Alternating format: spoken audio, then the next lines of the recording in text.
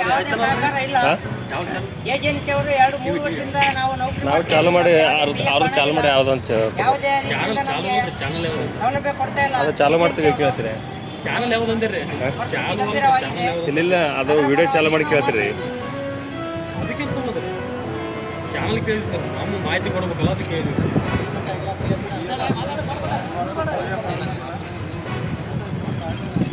ಮೇ ತಿಂಗಳ ಇದ್ದಿರದ ನಮ್ಗೆ ಪೇಮೆಂಟ್ ಆಗಿಲ್ಲ. ಪಿ ಎಫ್ ರೊಕ್ಕ 3 ವರ್ಷ ಆಯ್ತು ಸರಿಯಾಗಿ ನಮ್ಮ ಸಿಬ್ಬಂದಿ ಅವ್ರಿಗೆ ಖಾಸಗಿ ಪೂಜೆ ಏಜೆಂಟ್ ಅವ್ರು ಆಗಿಲ್ಲ. ಹಾಗಾಗಿ ನಾವು ಇಲ್ಲಿ ಬಸ್ಗಳನ್ನು ಹೋಗ್ತಾ ಇದ್ದೀವಿ. ನಾವು ಖಾಸಗಿ ಡ್ರೈವರು ಆದಷ್ಟು ಬೇಗ ಏಪ್ರಿಲ್ ತಿಂಗಳದ ನಮ್ಗೆ ಪೇಮೆಂಟ್ ಆಗಬೇಕು. ಹಾಗಾಗಿ ನಾವು ಇಲ್ಲೇ ನಿಂತೀವಿ. ಪೇಮೆಂಟ್ ಆಗೋವರೆಗೂ ನಾವು ಹೋಗಲ್ಲ. ನಿರ್ಧಾರ ಯಾವುದೇ ಕಂಡೀಷನ್ ಆಗಿಲ್ಲ ಹೋಗೋದಿಲ್ಲ. ನಾವು ಸ್ಕೂಲ್ ಹುಡುಗರು ಚಾಲಾಗ್ಯಾವ ಫೀಸ್ ಕಟ್ಟಕ್ಕೆ ದುಡ್ಡಿಲ್ಲ.